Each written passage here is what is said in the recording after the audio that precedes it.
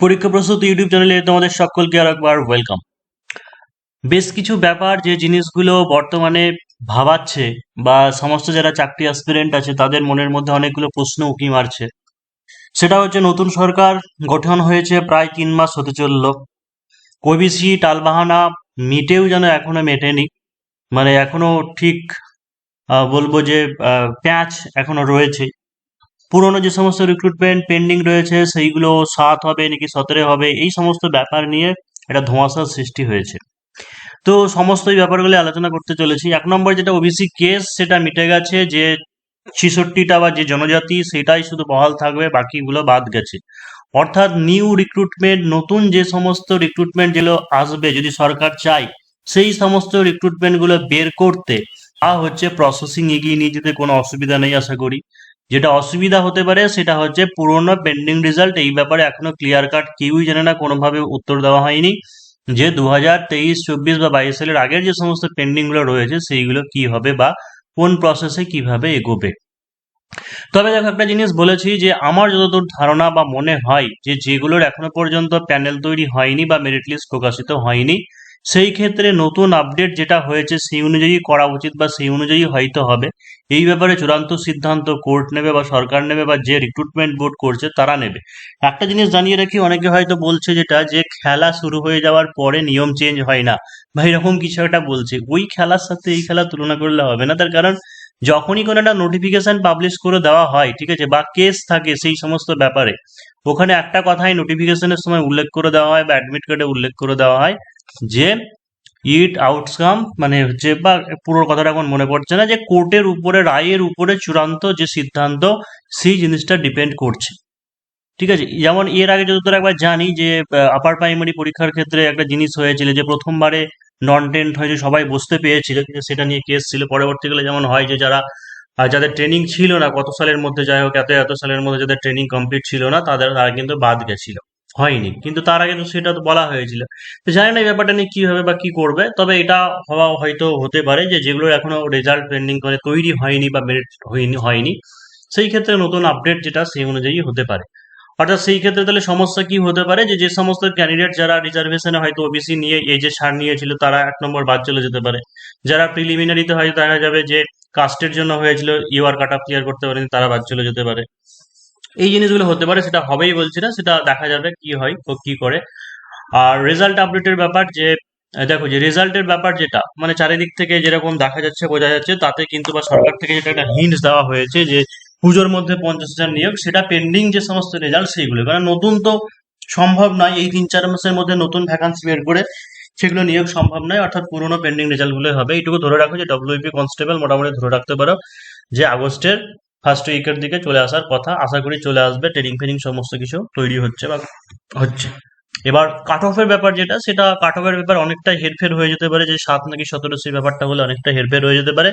তবে আশা করা যায় যে ইউআর এর কাট অফ হয়তো অনেকটা কমতে চলেছে, বা কিছুটা হলেও ইউআর এর উপর চাপ কমতে পারে বলে মনে হচ্ছে, কিন্তু ওবিসিদের কোনো সম্ভাবনা নেই। ওবিসি জেনারেল প্রায় একই কাছাকাছি কাট অফ হওয়ার কথা।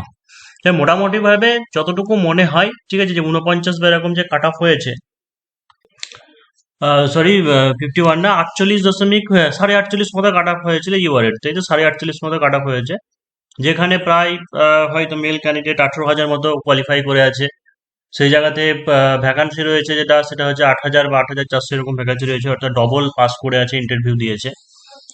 তো এই ব্যাপারটা মোটামুটি এর আগে 16-17 যেটা ইনক্রিজ হয়েছিল, এবার হয়তো অতটা ইনক্রিজ নাও হতে পারে। তার কারণ কোশ্চেন যেহেতু স্ট্যান্ডার্ড ছিল, তো বেশিরভাগ জন হয়তো কাট অফের দোরগোড়াতেই, মানে 50, 52 বা 55-এর মধ্যে আছে।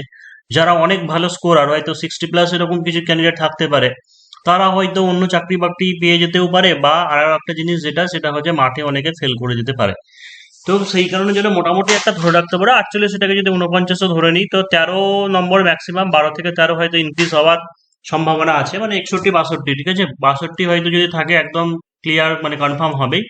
এবার এটা দেখা যাবে যে হয়তো কিছু কমও হতে পারে, 60, 61 হয়তো হতে পারে, কিন্তু বলবো যে 62 সেফ জোন, এর থেকে বেশি ক্রস করা উচিত নয় ইউআর ক্যাটাগরি। এবং সেই সঙ্গে ওবিসি যে ক্যান্ডিডেট, ওবিসিদেরও এইরকমই কাছাকাছি থাকার কথা, বা এসসিদেরও সেই রকমই কাছাকাছি হওয়ার থাকার, তার কারণ এসসি ক্যান্ডিডেট অনেক বেশি আছে। সে যাই হোক যে তারপরে দেখো যে নতুন শূন্য পদের যে ব্যাপার, সেই নতুন শূন্য পদের ব্যাপার বলছি। নতুন শূন্য পদের তো নিয়ে কোনো সমস্যা নেই, সেটা তো বের হয়ে যাবে। কিন্তু আবার এই বাহানাও দেওয়া হতে পারে যে পুরনো রিক্রুটমেন্ট কমপ্লিট না করে নতুন শূন্য পদ হয়তো দেওয়া হবে না। সেটা কি করবে সেটা দেখা যাবে। তবে যেটা আমি যতটুকু জানি যে আগস্ট মাস, যেটা এই আসছে ওই আসছে বলবো না, ঠিক আছে, আগস্ট মাস যেটা সেটাও সম্ভাবনা একরকম কমই একরকম বলতে পারো।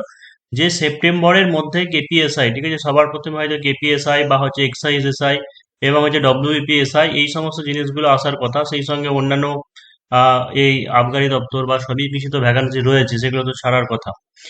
এবার যে প্রশ্নটা সেটা হচ্ছে যে এই সরকারও কি বন্ধ করে দেবে রিক্রুটমেন্ট, অর্থাৎ কি রিক্রুটমেন্ট হবে না? আমি কিছু বলতে চাই না, শুধু একটা জিনিস বলতে চাই যে দেখো সরকার আসার পরে যে জিনিসটা হয়েছে সেটা হচ্ছে 11-12 যে যে নিয়োগটা সেটা হয়েছে। তারপরে হচ্ছে এখন আপার প্রাইমারি, যেটা আপার প্রাইমারি যে ওয়েটিং লিস্ট ছিল সেই ওয়েটিং লিস্ট থেকে মানে কাউন্সিলিং মনে হয় আগামীকাল থেকে শুরু হচ্ছে। আবার আজকে একটা নোটিশ দেওয়া হয়েছে, যেটা সেটা হচ্ছে নবম দশমে যারা কোয়ালিফাই করেছিল তাদের ইন্টারভিউ প্রসেস খুব তাড়াতাড়ি শুরু হচ্ছে, নবম দশমের ইন্টারভিউ প্রসেস শুরু হচ্ছে। অর্থাৎ পেন্ডিং যে সমস্ত রিক্রুটমেন্ট আছে সেইগুলো যেহেতু অলরেডি শুরু হয়ে গেছে এবং নিয়োগ করা হচ্ছে, তাহলে অবশ্যই আস্তে আস্তে ওবিসি জটটা কেটে গেলে পারে বা ফাইনাল জটটা কেটে দিলে কোন অনুযায়ী হবে সেই অনুযায়ী সমস্ত রেজাল্টগুলো চলে আসবে, আসার কথা। এবার 7 নাকি 17% সেই ব্যাপারটা নিয়ে ধোঁয়াশার মধ্যে সবাই আছে, কেউ জানে না। তবে আমি বলবো যে এই জিনিসটা নিয়ে এত মাতামাতি বা হচ্ছে মাথা ব্যথার তো কিছু নেই। মাথা ব্যথার কিছু নেই, তার কারণ একটা জিনিস হচ্ছে বেশিরভাগ ক্ষেত্রে যাদের সমস্যা, কাদের ওবিসি ক্যান্ডিডেট যারা ছিল, ওবিসি দের একটু চিন্তা বেশি। কারণ ওবিসি এর দু তিনটে হয়তো জনজাতি বাদ দিয়ে সবারই বাদ গেছে ওবিসি। তার মানে তোমরা এখন ধরে রাখো যে জেনারেল ক্যাটাগরির মধ্যে পড়ে গেছে। পুরোনো যে রিক্রুটমেন্ট যদি দেখা যায় যে ওবিসি এতেই ধরা হয়ে কাট অফ কমছে, তাহলে ভালো কথা, ভাগ্য ভালো। আর না হলে কি হবে যে জেনারেল হিসাবে নতুন করে আবার প্রতিযোগিতা শুরু করতে হবে, সামনের দিকে এগিয়ে যেতে হবে। অন্যান্য জেনারেল বা যারা ওবিসি আগে থেকেই ছিল এখনো আছে তাদের নিয়ে তো কোনো সমস্যা নেই। তাই এই বারবার ওবিসি কেস কি হবে, 7 নাকি 17 হবে, এই সমস্ত কথা ভেবে তো লাভ নেই। ভেবে কি হবে? খুব একটা যে কাট অফের দিকে হেরফের হবে তা নয়, ওই 2-1 নাম্বার এদিক ওদিক হবে। এমনিতে পিএসসির মানে রেজাল্টের দেখে আসছে অনেকদিন থেকে যে পিএসসির ক্ষেত্রে general, OBC A, OBC B সব তো সেম একই কাট অফই থাকছে, শুধু এসসি এসটির একটু পার্থক্য হয়। তাই এত চিন্তা করে কি হবে না হবে, 7 নাকি 17 হবে, এই ব্যাপারগুলোকে না ভেবে সামনে এগিয়ে চলে, যেটা হওয়ার সরকার পদক্ষেপ নিচ্ছে, করছে আস্তে আস্তে। আশা করি রিক্রুটমেন্ট সব জোর কদমে চলবে এবং মোটামুটি আগস্ট না হলে সেপ্টেম্বরের দিক থেকে আস্তে আস্তে নতুন জিনিসগুলো পাবলিশ হবে। তো এটাই যে যারা ভাবছো যে ডব্লিউপিএসআই এর কোর্স, যেটা পরীক্ষা প্রস্তুতি চলছে অনলাইন এবং অফলাইন দুটোই, অফলাইনে ভাকুড়িতে পড়ানো হয়, মানে Baharampur Murshidabad smart board digital বোর্ডের মাধ্যমে ক্লাস করানো হয়। তোমরা যারা করতে ইচ্ছুক 7797427474 এই নাম্বারে হোয়াটসঅ্যাপে কন্ট্যাক্ট করে নিতে পারো। অনলাইনেও বেশ কিছু মানে জুন থেকে শুরু হলে পরেও নতুন করে আরো একবার শুরু করা হয়েছে, ঠিক আছে, নতুন করে আরো একবার শুরু করা হয়েছে। যারা যে সমস্ত ক্যান্ডিডেটরা নতুন ভাবে অ্যাডমিশন নিচ্ছ, তোমাদের যাতে বুঝতে অসুবিধা না হয় সেই জন্য এক্সট্রা ক্লাসও দেওয়া হচ্ছে। তো অসুবিধা হবে না, যারা চাইছো তোমরা অনলাইনে জয়েন হয়ে যেতে পারো। আর অফলাইনে একদম নতুন করে অফলাইনে দুদিন ক্লাস হয়েছে।